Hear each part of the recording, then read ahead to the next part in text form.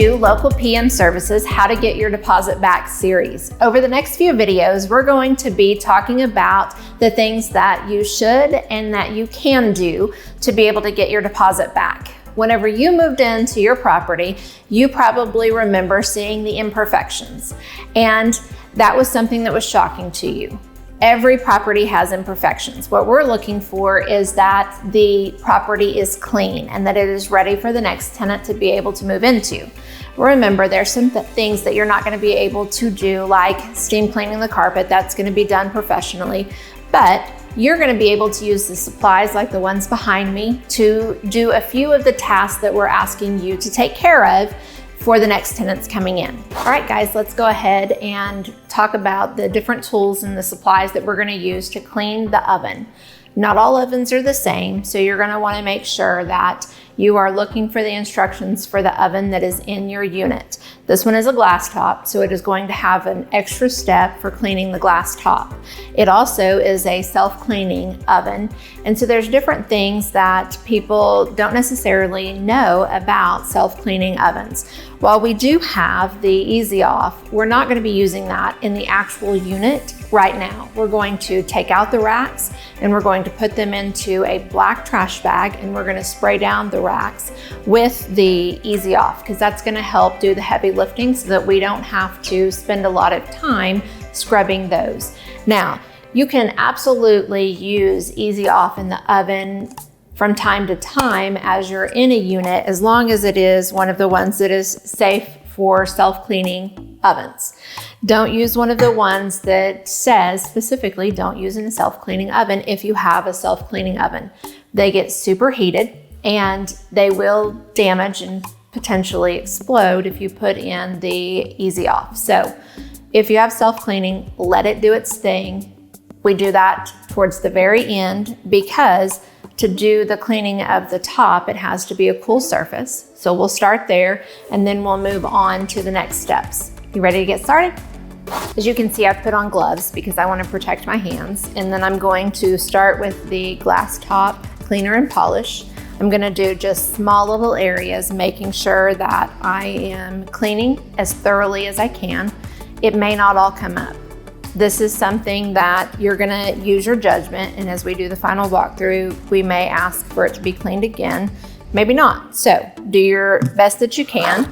The instructions do call for just regular paper towels to be able to go ahead and clean.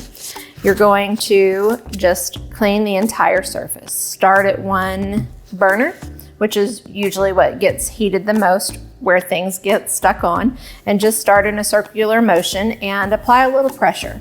You're gonna wax like you're waxing a car, and you're just gonna keep going until you feel like you have got it as thorough as it can be. Clean the rest of the surface, and then we'll go to the next step. Now that we're finished cleaning the burners, we are going ahead and putting a thin layer of the cleaner over the entire surface. We're gonna let it set for a couple of minutes, and then we're going to buff it off and see where we're at. All right, let's take a look and see what we've got.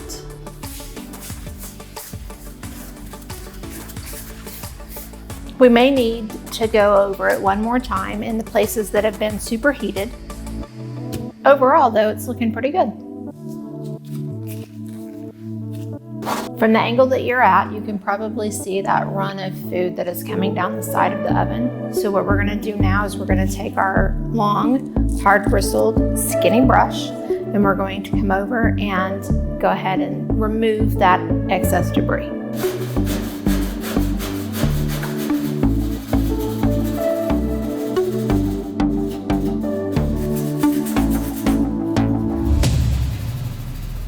There you go. That is much better. There are still a few imperfections, but the stove top is clean.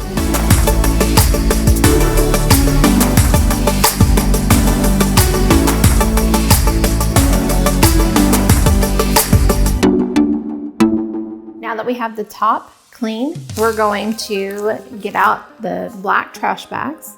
The importance of the black trash bag is they actually conduct heat. So whenever you open them up, you're gonna put in the racks from the inside of the oven. Then we're gonna spray it with the Easy Off, and we're going to tie the bag shut and set it out in the sun. And we're gonna let the bag and the heat from the sun do the heavy lifting on cleaning those racks because they're difficult to maneuver. So let's get started.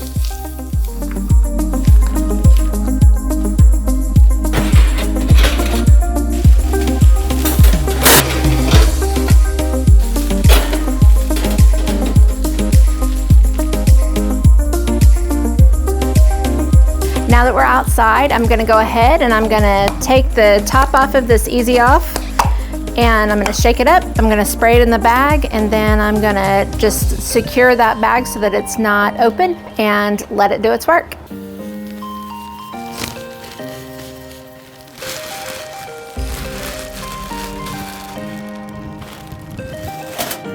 We have those racks out there and they are degreasing with that Easy Off.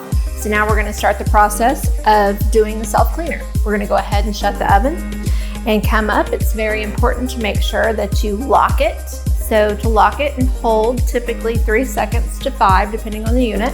This one is 3. We heard it beep. It says lock. Yes, it is locked. Now we're gonna go ahead and hit the button that says self-clean, and then we're just gonna let it do its work. As soon as the self-clean is finished, you're gonna pull out that bottom drawer and you're gonna vacuum out any of the crumbs that may be left, and the stove's gonna be finished.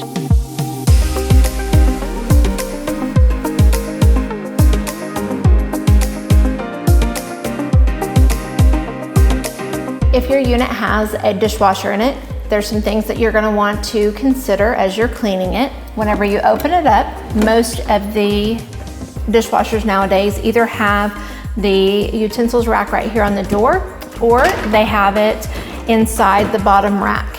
Now, the utensils rack, either place that they're at, they're able to come out so that you're able to move them. And you're gonna wanna make sure that you use a brush and clean and make sure there's no grime, no buildup on them. If it is in the door, you're going to take your brush and you're gonna clean off any scale that may be on the door. Once we go past there, we're gonna reach into our dishwasher and we're gonna pull out the filter that most people don't even know is there. So let's get that thing out, and to do it, we're just gonna turn it lefty-loosey and pull it out. We're gonna be able to see any debris that's on there, and then there's one other piece that comes out and you just pull it up and bring it out, and as you can see, there's some debris. So we're gonna go ahead and take that to the sink and we're gonna clean it.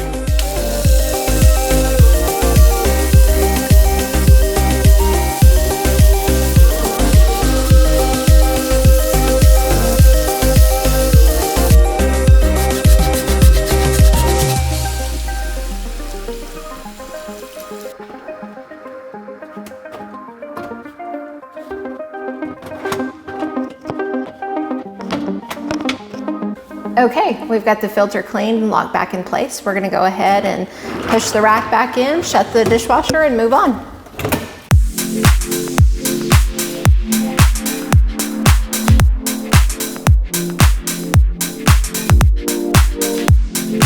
All right, let's talk about the next item on our list. It is the refrigerator. The refrigerator, there are some areas that are commonly missed. So let's go over theirs now.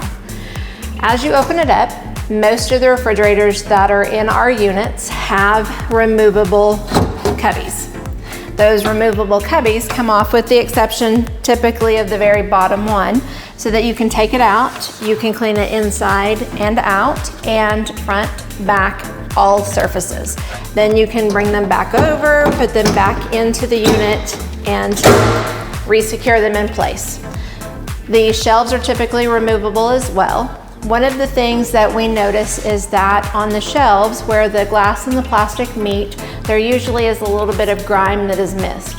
So you're gonna take that same skinny, tough bristled brush from the dishwasher cleaning, and you're gonna clean those crevices. Then down at the very bottom, you wanna make sure that you actually remove the drawer. And whenever you remove the drawer, you're gonna clean that whole bottom surface. Now, I'm gonna slide to the other side so that I can show you. Typically on the bottom, the glass is movable.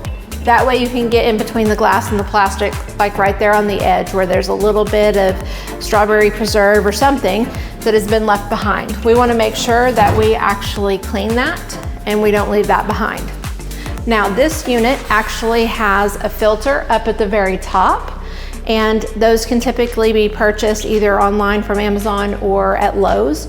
Whenever you take it out, you're going to just pop in the new one and go. It can be either up at the top or down at the bottom, so just make sure that you know where it's at and which one to replace it with.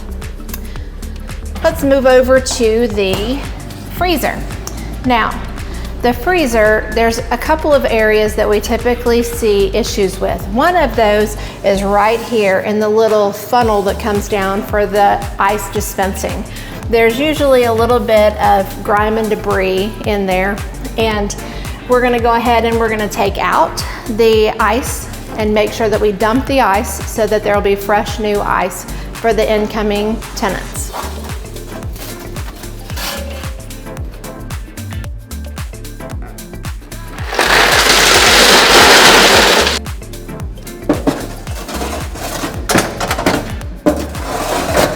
We're gonna make sure, just like in the last that we talked about, we take out the trays, that we clean them inside and out, front and back, and then we pull out that bottom tray and clean the bottom underneath the refrigerator. Those are typically the areas that we see that need to be touched up. And then whatever the surface of your unit is, if it's stainless steel, you want to make sure that you use a stainless steel cleaner on it. If it is just regular white, black, you just want to wipe it down with whatever cleaner that you've been using throughout the year.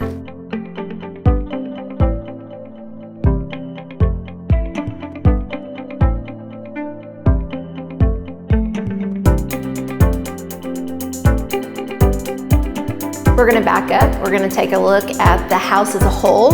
And the next thing that we're going to make sure that we take care of is the items that we touch all the time and we don't think about. Light switches, doors, things that we use throughout the year that we're here and then never even notice that they've gotten dirty and grimy.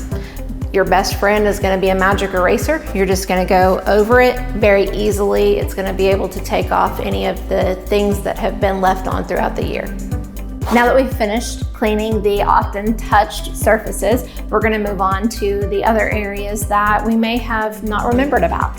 The baseboards, the crown moldings, we're going to make sure that those get dusted. Also, you're going to make sure that you dust the ceiling fans, the top and the bottom, and then move on to your HVAC air return grate. You're going to make sure that you actually dust that because we know you've been changing your air filter every month.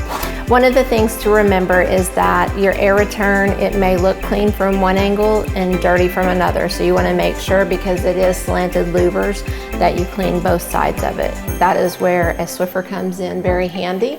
And you're going to be able to just push those into the louvers to get as much as you can clean.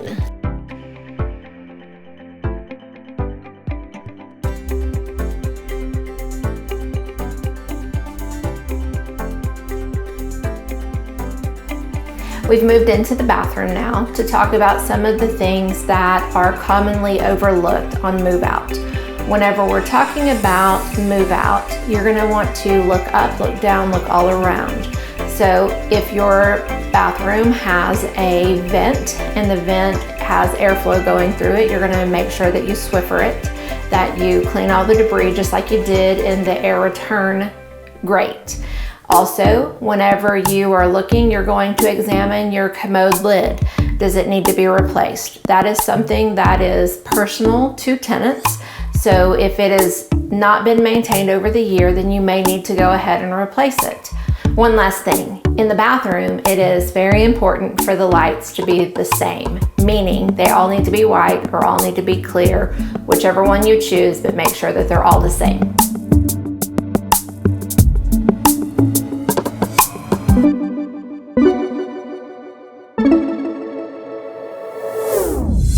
We have talked about imperfections with the property. Now let's talk about damages to the property.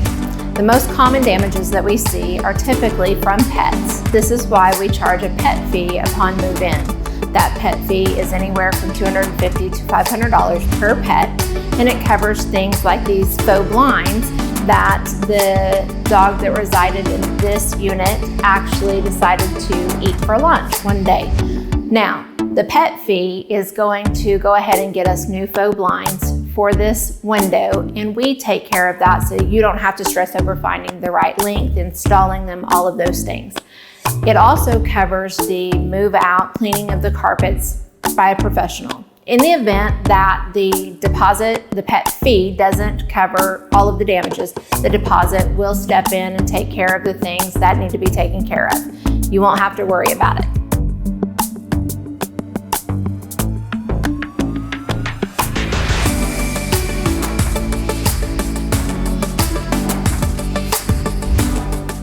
We've come to the end of the How to Get Your Deposit Back series with local PM services.